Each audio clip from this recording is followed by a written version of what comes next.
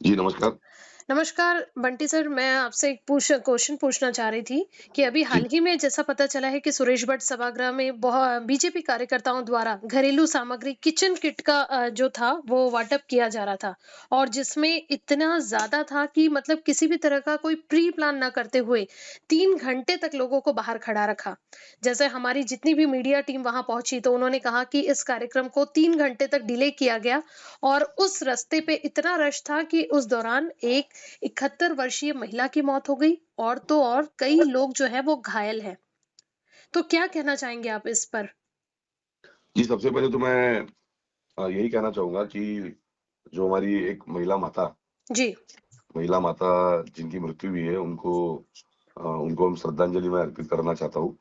हुँ, हुँ। और रही बात तो इसमें राजनीति की किसी भी प्रकार की कोई बात नहीं है, लेकिन एक महिला बहन हुँ, यानी एक तरीके से देखा जाए तो मोदी बड़ा या भारत माता? तो जी। मेरे नज़र में और देशवासियों की नज़र में और आपकी भी नज़र में, सभी की नज़र में भारत माता ही बड़ी है। हुँ, तो एक भारत माता जो है, भारत माता की बलि जो है, ये भारतीय जनता पार्टी ने वहाँ पर ली है। ये सिर्फ नरेंद्र मोदी जी ने नरेंद्र मोदी जी की जो अनुयायी जो है, हुँ, हुँ। ये अनुयायियों ने जो है खुद की ब्रांडिंग करने के लिए इस प्रकार का कार्यक्रम का आयोजन उन्होंने किया है। नागपुर शहर में महानगर पालिका के 10 ज़ोन हैं। ये 10 ज़ोन में वो लोग जो है ये कार्यक्रम का आयोजन ये कर सकते हैं। लेकिन सबसे पहला प्रमुख सवाल यही है कि अगर मैं एज़ अ कांग्रेसी या मैं नागपुर का टैक्स पेयर, जी। मैं अगर उन्हें कहता हूँ कि मेरा जन्मदिन है और मेरे जन्मदिन पर मुझे 50,000 किट ये मुझे बाँटना है, तो हुँ, मुझे हुँ। सही में महाराष्ट्र राज्य कामगार महामंडल जो है, महामंडल मुझे वो देगा क्या? तो ये किसी पार्टी के बैनर के तले किस प्रकार से महाराष्ट्र कामगार मंडल के अधिकारी वहाँ पर जा सकते हैं? ये हुँ, भारतीय जनता पार्टी का कार्यक्रम था, नरेंद्र मोदी जी की ब्रांडिंग करने के लिए, देवेंद्र फडणवीस जी की ब्रांडिंग करने के लिए, सम्माननीय नितिन गडकरी जी की ब्रांडिंग करने के लिए, ये कार्यक्रम का आयोजन वहाँ पर किया गया। और मैं भी वहाँ पर कार्यक्रम के बाहर हम लोग उपस्थित थे। हम जी। लोग बाहर उपस्थित थे, लेकिन वो भारतीय जनता पार्टी का प्रोग्राम था, इसलिए हम अंदर गए नहीं।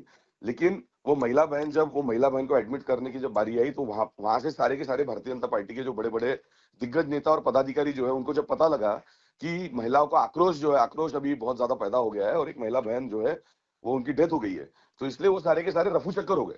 जी। तो मेरे साथियों ने वहाँ पर मदद कार्य भी हमने किया। मदद कार्य करने के बाद में वहाँ पर पहले पुलिसकर्मी नहीं थे। हुँ, लेकिन हुँ। गृह मंत्री नागपुर शहर के होने के बाद में महिलाओं का आवाज़ दबाने के लिए सैकड़ों पुलिसकर्मी वहाँ पर पहुँचे। दबाव के कारण सैकड़ों पुलिसकर्मी वहाँ पर पहुँचे और इवन जो है सबूत भी वहाँ पर मिटाए गए।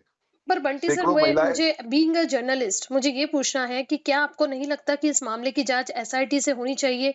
क्योंकि जब हमने वहां मौजूद महिलाओं से सवाल किया कि आप लोग इतने पहले से यहाँ क्यों खड़ी हैं, और इतनी ज्यादा तादाद में वहां कोई भी पूर्व नियोजन नहीं किया गया था कि प्रॉपर इतने ही लोगों को एंट्री दी जाए या फिर इतने ही लोगों को किट का वितरण होगा, ऐसी कोई भी सुविधा जो है हमें सुरेश भट्ट के सामने नहीं दिखाई दी। आपको सबसे पहले तो मैं आपकी जानकारी के लिए मैं बताना चाहता हूँ कि बांधकाम कामगार महामंडल अंतर्गत हमने भी कार्यक्रम का आयोजन जो है सूरज भट्ट सभागृह में हमने 2017 में मैं पार्षद बनने के बाद में हमने किया था। 3,500 मेरे प्रभाग क्रमांक 18 के जो सम्मानीय नागरिक है उनका रजिस्ट्रेशन तक हमने किया था। इसकी इसमें पहले रजिस्ट्रेशन करना पड़ता है। हमने रजिस्ट्रेशन सूरज भट्ट सभागृह में नहीं किया। हमने पहले लोगों के घर-घर जाके हमने रजिस्ट्रेशन किया था और इसमें इसमें ये किट जो है किट वितरण ये सभी के लिए नहीं है। हम्म। ये बांधकाम कामगार महामंडल अंतर्गत कोई अगर प्लम्बर है, कोई कारपेंटर है, कोई घर बनाने का काम करता है, कोई अगर समझ लीजिए जो ठिया मजदूर जो रहते हैं, जी। ये ठिया मजदूरों के लिए 85 रुपीज़ जो है रजिस्ट्रेशन इसकी फीस है। ₹5 प्रति महीना के हिसाब से यानी 12 महीने की अगर देखा जाए तो 12 पंचे 60, 12 मल्टीप्लाई बाय 5 किए तो ₹60 और ₹25 रजिस्ट्रेशन के। ₹85 का रजिस्ट्रेशन पहले करना पड़ता है। हर साल ये रजिस्ट्रेशन जो है इसको रिन्यू भी करना पड़ता है। ठीक है? और ये हम लोगों ने पहले अगर किया करने के बाद में कोविड 1 में और कोविड 2 में सरकार के द्वारा ढाई हज़ार रुपए इनके अकाउंट में भी डायरेक्टली इनके अकाउंट में ट्रांसफर भी कर दिए गए थे। तो सबसे पहले तो मैं ये पूछना चाहता हूँ कि रजिस्ट्रेशन वहाँ पर करने की क्या ज़रूरत है? आपको रजिस्ट्रेशन ही अगर करना है और खुद की अगर ब्रांडिंग अगर करना है तो घर-घर जाकर जो है लोगों को आप चिन्हित कीजिए कि जी। किस प्रकार के लोगों को इसकी ये सारी चीज़ों की आवश्यकता है।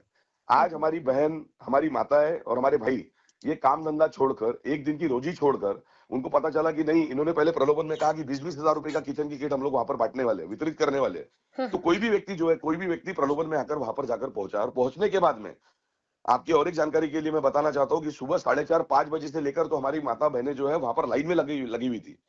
गेट वहाँ जी। के बंद थे और बिल्कुल।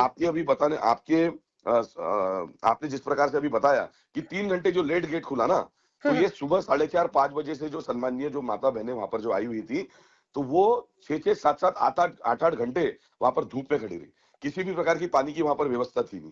गेट उन्होंने खोलते बराबर भगदड़ वहां पर मची और भगदड़ मचने के बाद में वहां पर हमारी माता बहनों जख्मी भी हुई और हमारी एक 71 साल की हमारी जो दादी थी, वो दादी जो है उनको अपनी जान वहां पर गंवाना पड़ी। कुल मिलाकर लेकिन कहा जाए तो किसी भी तरह की कोई भी वहां पर जो था वो प्लानिंग के हिसाब से नहीं किया गया और लोगों में जो है कहीं ना कहीं ये जो है गलतफहमी पैदा की गई, ऐसा हम लोगों बोल के लिए सकते हैं। नहीं ऐसा बोल सकते हैं। मैं सबसे पहला सवाल मेरा यही है कि टैक्स पेयर्स, नागपुर के टैक्स पेयर और महाराष्ट्र के टैक्स पेयर्स जो है ये भारतीय जनता पार्टी की और मोदी जी की ब्रांडिंग करने के लिए हम लोग पैसा देते नहीं।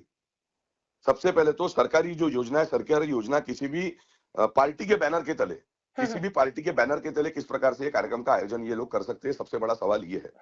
एसआईटी भी लागू होना चाहिए। सबसे पहले तो मैं ये कहना चाहता हूँ कि मनुष्यवध का गुना जी।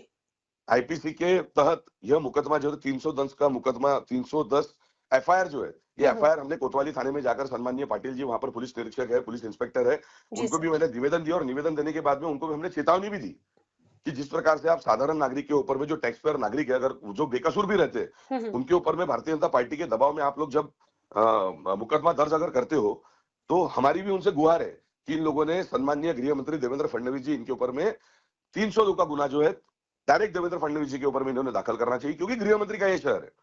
जी, ये थैंक शहर यू जो सो है मच सर, आप हमसे जुड़ने के लिए। जी, ठीक है, thank you Bunty sir. Thank you.